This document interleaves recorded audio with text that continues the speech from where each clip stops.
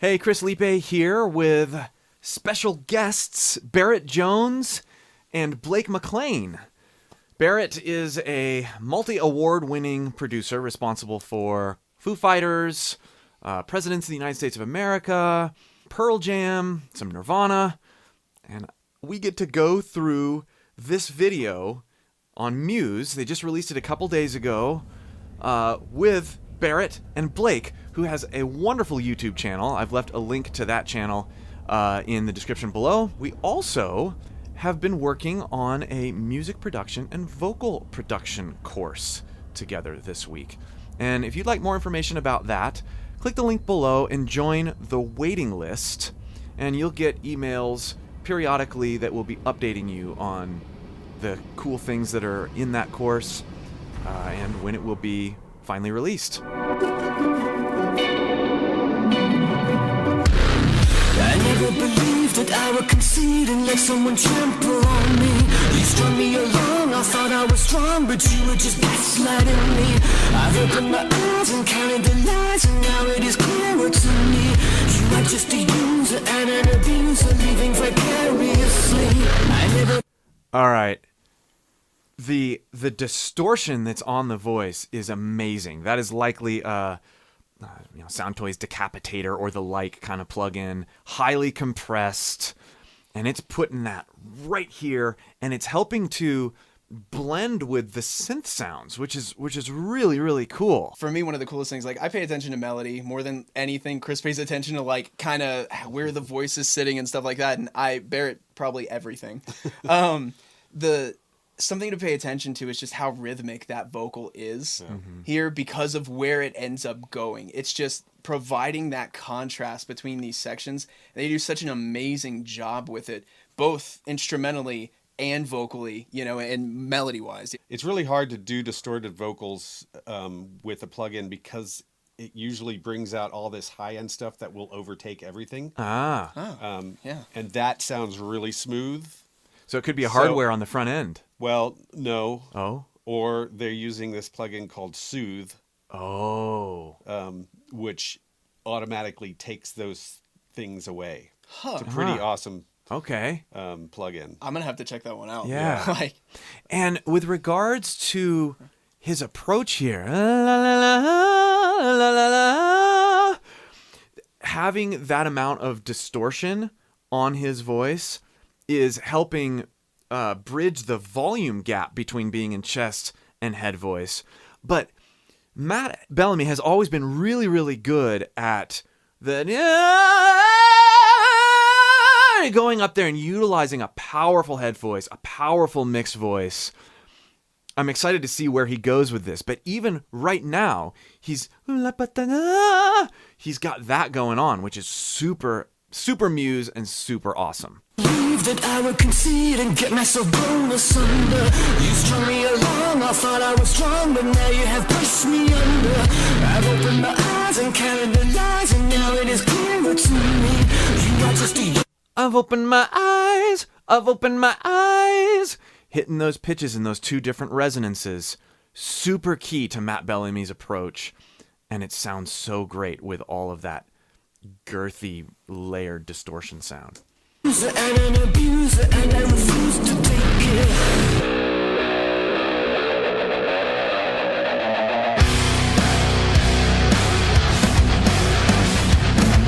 Won't stand down, I'm cold, stronger. Won't stand down, I'm old no longer.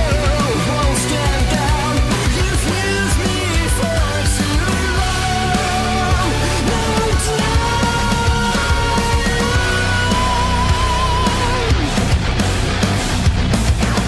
That portion,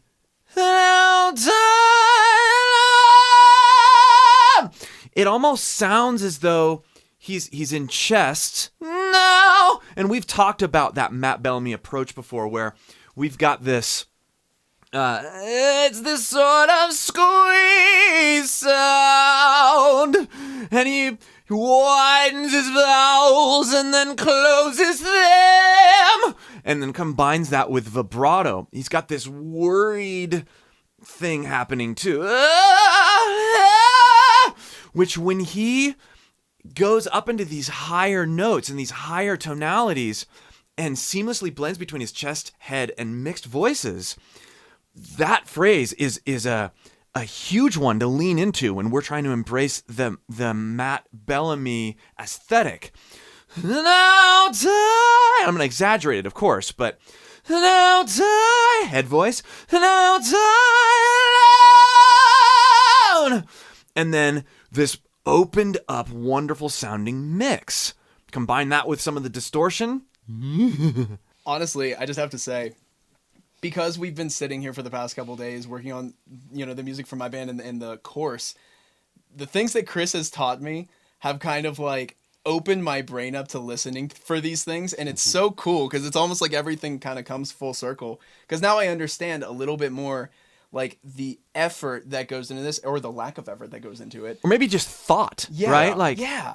And I think a lot of, I get a lot of comments, depending on the vocalist, right? Like, they don't think about any of this stuff, they just sing. And sometimes that's meant derogatorily, and sometimes it's just a fact, right? Like, he's probably not thinking, It's true. I'm going to be in chest voice here and in head voice here, and I'm going to say this vowel this way. He's not doing that in the moment. But as you practice and as you develop your character as a vocalist, you may not be thinking about that when you're performing or when you're recording directly, but the things that you program into your voice, muscle memory-wise, will come back to serve you in an unconscious way when you are actually making real music. That's why it's so important that we take time to listen to vocalists and put things in our own voice, because we're drawing inspiration. We never know where that inspiration is going to pop out. It's so powerful. Now I'm coming back, a counterattack. I'm playing you at your own game. I'm cutting you out, a shadow of doubt is gonna hang over your name. I've opened my eyes, I see your disguise, I will never see you the same. I know how to win before you begin, I'll shoot you before you take aim. Now I'm coming back, a counterattack, a psychological war. I'm cutting you in, I'm under your skin, now I'm gonna settle the score. I've opened my eyes, I see your disguise. Creepy video, by the way. I know, it's so weird. I'll never see you the same. I know how to win before you begin. I'll shoot you before you take aim. Theatrical. Like, it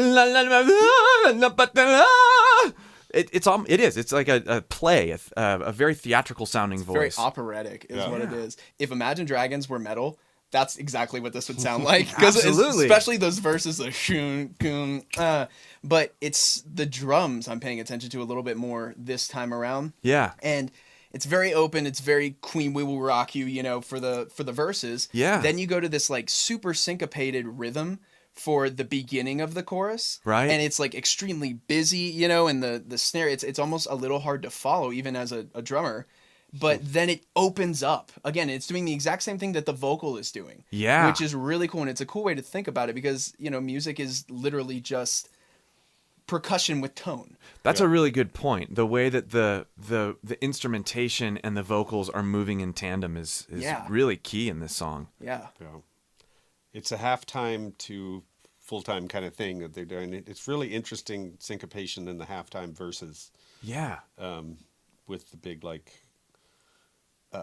sort of cannon shot, gong, gong. Favorite. Right. They've totally changed the kick drum sound, by the way, between the two. I noticed that. Yeah, because you don't have that clicky one on because it's open, because there's so much space in the verses that you can have a full kick drum sound. But when you go into the metal stuff, you basically turn it into all just the click. Yeah. Oh, interesting. Yeah. I have to listen more carefully for that.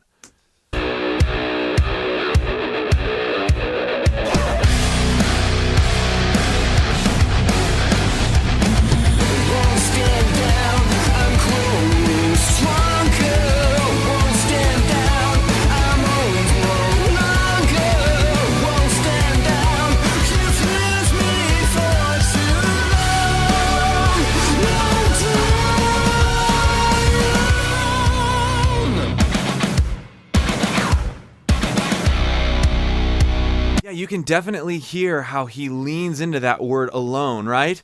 he's got that swell. He's hitting that distortion harder. It's more powerful up there.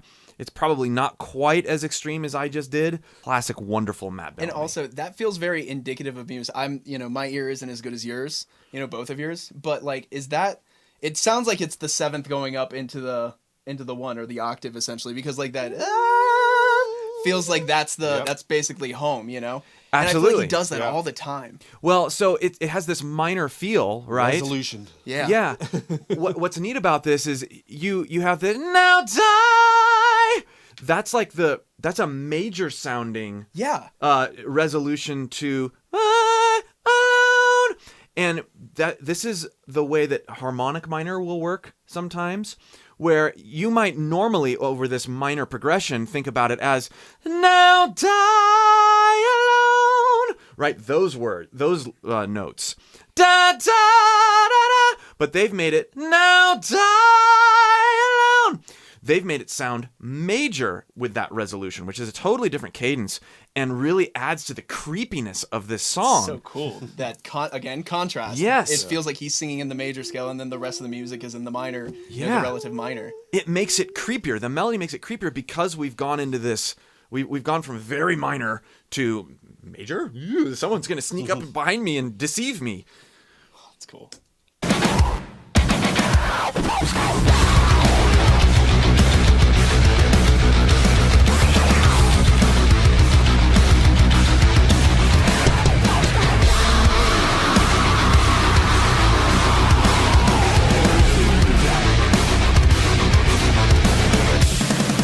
Okay, we got to talk about these screams here. These, I'm fairly certain, between the distortion and the effects on there, this is not an all-out, it's not that at all. This is very quiet. You could, Barrett was talking about how you get a lot of these sounds sometimes based off of inhales, right? It's like the Grudge Girl. You know what I mean? Like that's kind of what it goes back to. This is almost whisper screaming. He gets a little bit more elongated towards some of the ending parts there. Yeah. But I really don't think these are all out screams as much as they are reserved fry whisper type things, which is very different than I usually hear things.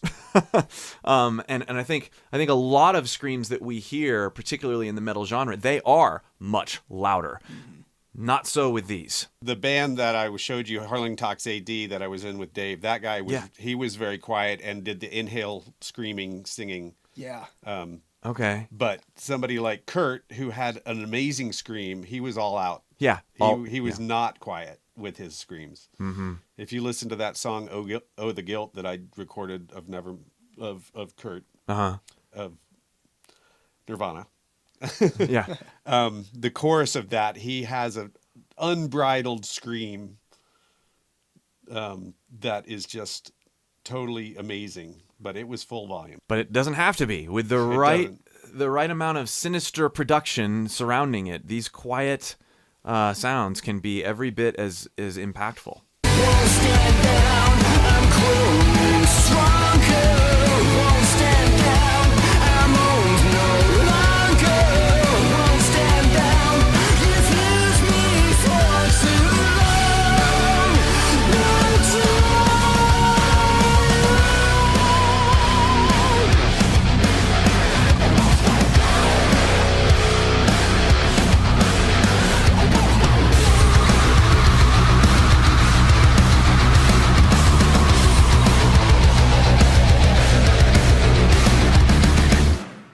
Great song. Yeah. Way heavier than you normally hear Muse. The fact that they've got the stuff in the background, and the heavy riffs and the transitions between the verses and the choruses, like you were talking about, Blake, the rhythmic differences it's pretty remarkable. I love, and Muse does this all the time with their melodies. You've got fairly busy instrumentation, lots of rhythmic things happening, and you have these really almost soothing deceptively soothing, soaring melodies that are slow in their phrasing. And that's another one of those contrasts that makes me love Muse. Yeah. Yeah. Agreed. His voice has always been really great. I mean, it's Oh, even live. so theatrical and just so smooth. Yeah. I mean, it's like, Jeff Buckley type. Yeah, there is some Jeff Buckley in there. Absolutely. Well, especially the high stuff, when he goes up to the falsettos that are almost full voice anyway. Yeah. And it's just so smooth. He has no trouble transitioning. Yeah. No, it's pretty amazing. Thank you for watching this with us, for digging into, again, the style of Matt Bellamy. He's been on the channel quite a bit, so it's fun to dive into the new music. Again, if you would like to find out a little bit more about what Blake, Barrett, and I are doing, click that link below. Join the waiting list for our new suite of courses. We'll see you for more.